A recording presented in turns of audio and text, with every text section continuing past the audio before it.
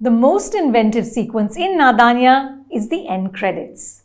Debutant director Shauna Gautam acknowledges her team not just with names but with photographs. Against bright, busy backdrops, we get faces, not just of the famous star cast Khushi Kapoor and debutant Ibrahim Ali Khan or the famous co-producer Karan Johar, but also the story writer Riva Razdan Kapoor, cinematographer Anuj Samtani, supervising editor Nitin Bed, post-producer Vasudha Dhawan, line producer Sagar Vagal, and many more. It's a lovely, generous gesture that reminded me of Farah Khan's end credits in Main Hoon Na and especially Om Shanti Om, in which the assistants and accounts department also got a moment in the spotlight.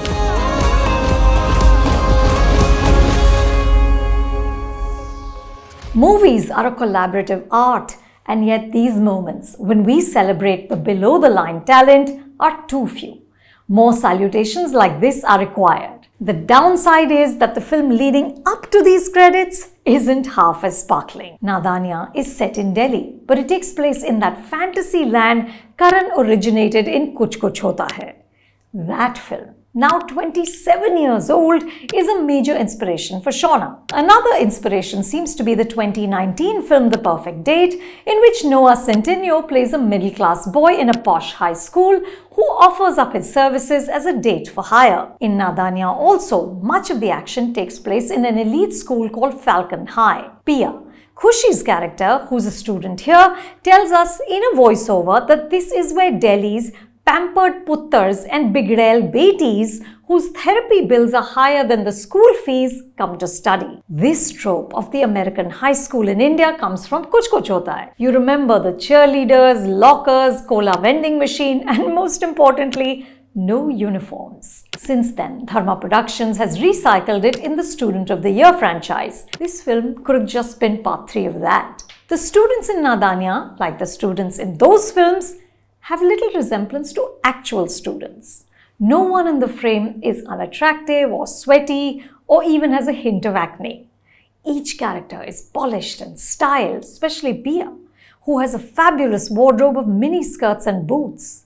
In a key sequence, she wears a Gucci jacket that many would kill for. Costume designer Anaita Shroffadajania is in her element, as are composers Sachin-Jigar and lyricist Amitabh Bhattacharya.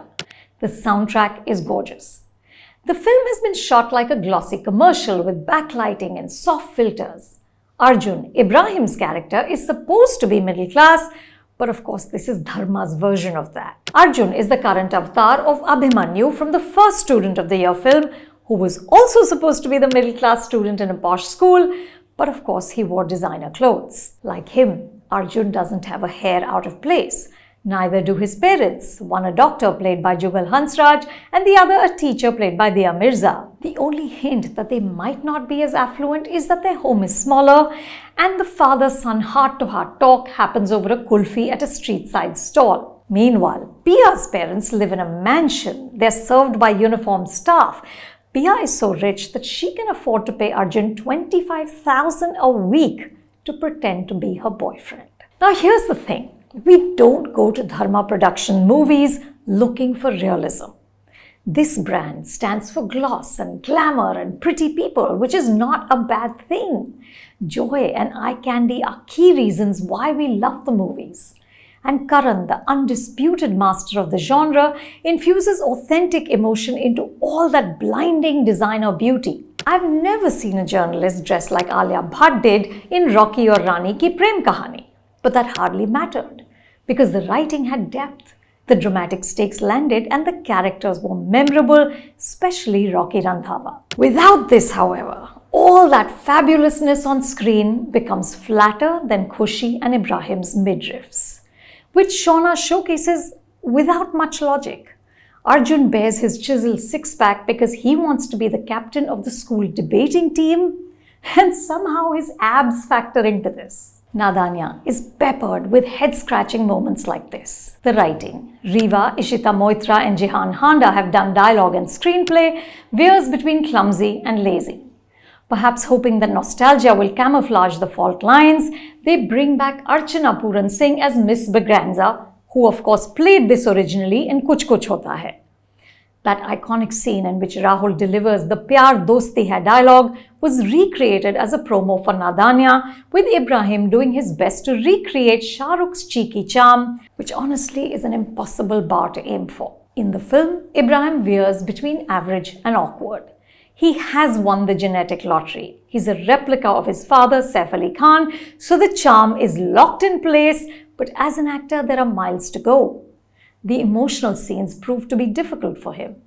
Khushi, this is her third film, isn't much better. Neither actor is good enough yet to elevate feeble writing. Pia, who understands that people see her as, and I'm quoting here, privilege or entitlement ki poster princess, is a cliche. It's hard to care for her insecurities or her many issues with her warring parents and her banal besties. The standouts are actually the parents.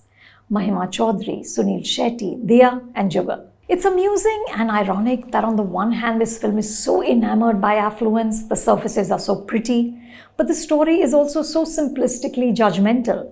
The rich parents are bitter and cold towards each other, and the not so rich parents are loving and affectionate. But I think Nadaaniyan might just give Jugal a new lease on life, playing an understanding father.